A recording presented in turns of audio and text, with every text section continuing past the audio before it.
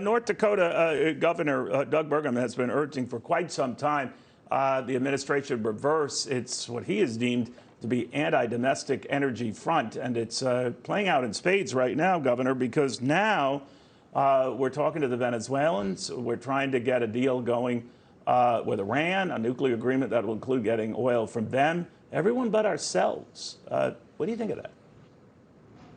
Well, Neil, it's shocking, actually, because we have the ability in the United States to completely fulfill all the Russian oil imports that are coming in the United States with domestic production. North Dakota alone, we're operating at 400,000 barrels a day below what we were prior to the pandemic, and that can easily be turned back on again by U.S. Energy companies. If you care about the environment, you should want to have every barrel of oil produced in the United States versus elsewhere. And the idea that we're talking to authoritarian regimes like Venezuela and Iran to try to increase production, and that same administration has not and is not talking to American oil executives, it's absolutely absurd. It's like this administration does not understand that energy policy and U.S. national security are completely intertwined and cannot be separated. You know, when I've had administration officials on, Governor, their argument is, for example, going back to Keystone, it was a blip. There was no oil there anyway. It would have been a small fraction down the road. When I reminded some of these energy officials that energy and oil, nat gas, trade in the open markets, markets anticipate future demand.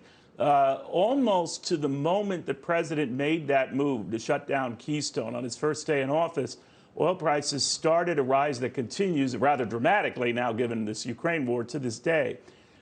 So do they not know market dynamics here, or are they quite aware of market dynamics and just looking at alternatives, period? Because in the long run, that's what matters to them. Well, Neil, I'm not sure if they're aware or not, but it seems they're hostage to the far left environmentalists that have some kind of fantasy idea that shutting down energy production in the U.S. is good for the global environment. It's not, when every barrel of oil is produced more cleanly here. And that Canadian pipeline, 800,000 barrels a day, double what we're importing from Russia. If it wasn't called the Keystone Pipeline, I think we should have called it the Canadian Pipeline, or maybe even better, the U.S. Energy Security Pipeline, because that would have, again, fit into the simplest thing we should be doing is selling energy to our friends and allies versus buying it from our enemies. Sell to our friends and allies versus buy from enemies. The Biden administration is doing the exact opposite.